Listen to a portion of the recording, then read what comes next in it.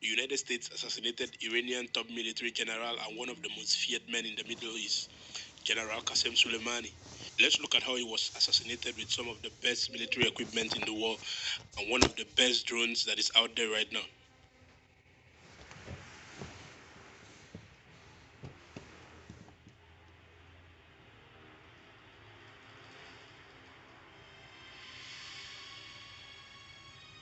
The MQ-9 Reaper is one of the deadliest military drones in the world.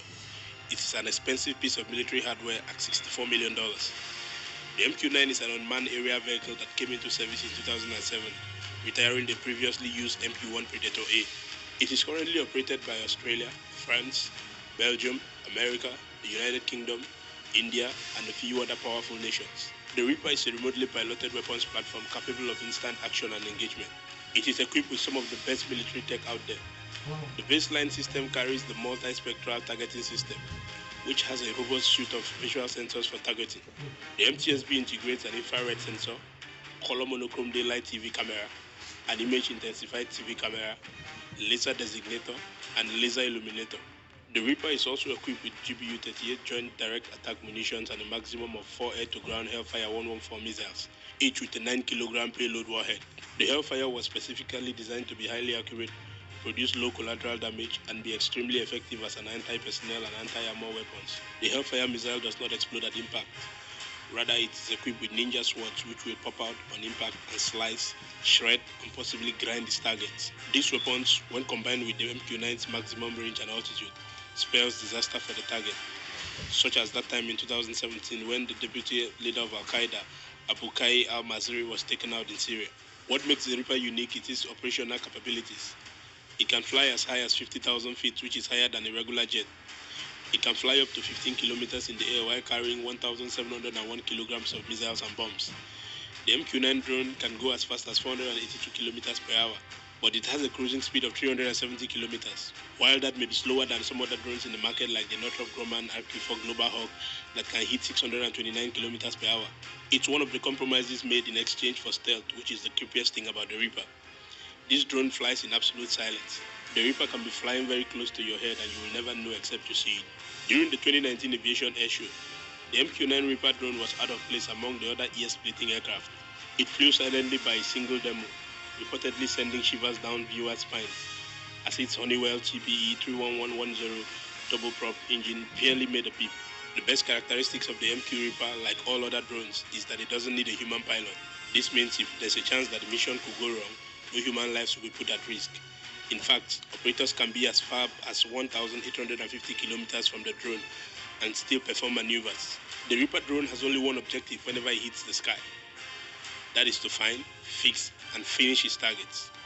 The MQ-9 is a wildcard. It roams the sky looking for its prey even at night. Once it picks the target, success rate is almost 100%.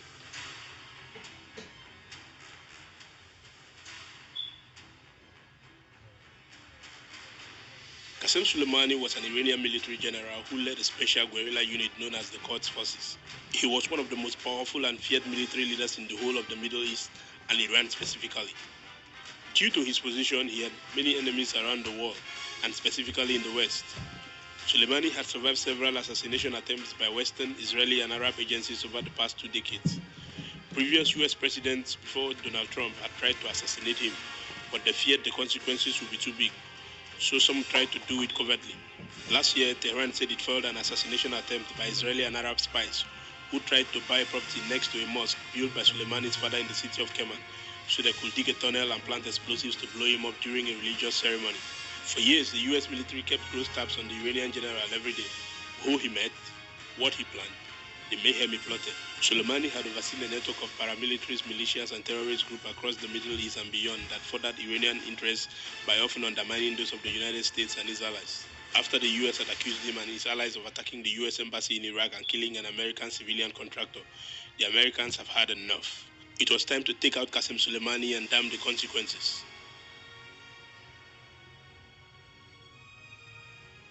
Soleimani had gone to Lebanon to handle business. He returned to Damascus. At Damascus airport, Soleimani boarded a Charmwings flight to Baghdad alongside other passengers. The journey from Damascus to Syria took about an hour 5 minutes. The plane landed at 12:32 a.m. Baghdad time. Stepping off his charm-wings flight onto the tarmac of Baghdad's airport, Qasem Soleimani was met by a familiar face, Abu Mahdi al-Muhandis. The deputy head of the hashed al-Shabi Iraqi paramilitary was a long-standing ally of the Iranian general and a close friend. With him was a small reception party and 2 vehicles. Muhandis was seen by the US and his Iraqi rivals as the most dangerous man in Iraq, the executor of the Iranian will. He has been monitored by the Americans for years. Both parties boarded 2 vehicles that were waiting for them with their entourage. But this time, it was not going to be business as usual. Above them was the Reaper, circling quietly, waiting to prey on his targets. One of the biggest capabilities of the Reaper is that of surveillance. It roams the skies quietly, silently looking for his targets. All the while they had been at the airport, the Reaper had been in position, waiting for them to move and waiting for the order to strike. As soon as President Trump gave the go orders from Washington, the Reaper struck with the Hellfire AGM-114R9X Ninja missile. The blast hit Baghdad at about 1:45 a.m. and initial investigations have concluded that 3 guided missiles were fired at the 2 vehicles. The Hyundai Stax, traveling around 100 to 120 meters from the other vehicle, was struck with the first one. A second rocket narrowly missed the Toyota, which attempted to speed away. A third finished the job.